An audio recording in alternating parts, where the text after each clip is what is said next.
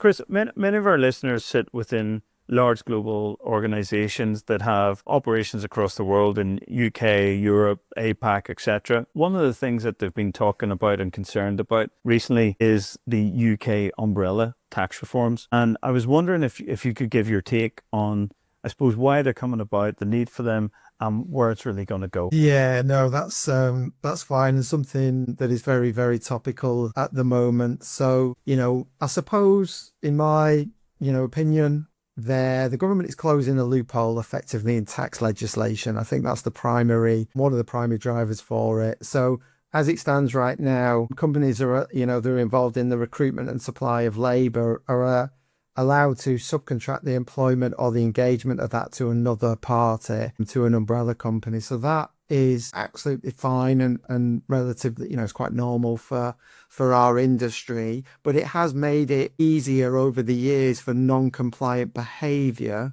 to take place. And suppose examples of that might be things like disguised remuneration schemes, mini umbrella schemes, composite companies. All of these are examples of whereby the either the company, many times maybe the worker is not even aware of what their take-home pay should be, how much tax they should be paying, but ultimately these are all schemes designed to minimize the amount of tax that the individual pays compared to what they should pay if they were on full employment and everything is being put through as PAYE. So the government really wants to crack down on that behavior. I think the other primary reason is to plug the tax gap.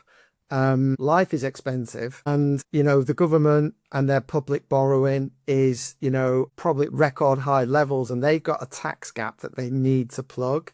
And if in the run up to the reforms, we're going back I think to 2022 or 2023 or maybe 2024, there was a policy paper that was introduced by government in the build up to this legislation, and HMRC data showed within that about £500 million was lost to disguised remuneration and tax avoidance schemes within 2022 and 2023, and they claim almost all of that was facilitated by umbrella companies.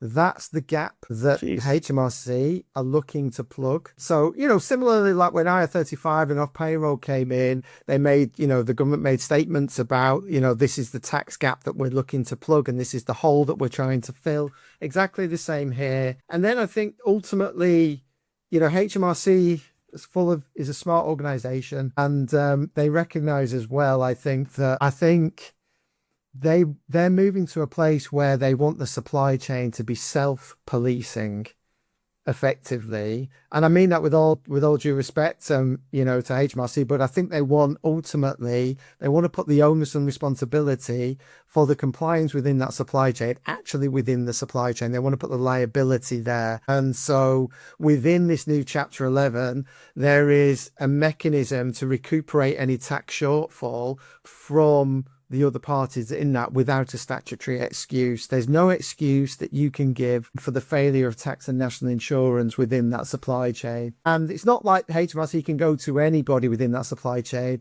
There's the concept of relevant parties. So it depends on who is in the supply chain, the makeup of it. There's different examples and different constellations, but typically it is the party that contracts with the end client. And if so, then they are a relevant party for that particular supply chain. So, so again, and then it comes back down to visibility, making sure that workers are engaged fairly, properly, that there's information about how they're engaged available to them, and of course all of their income is subject to the appropriate levels of tax and national insurance. So at a high level, that's my sort of the context as to why that legislation is coming in. And everybody else in the industry, we're all sort of gearing up for it together because it goes live in April 2026.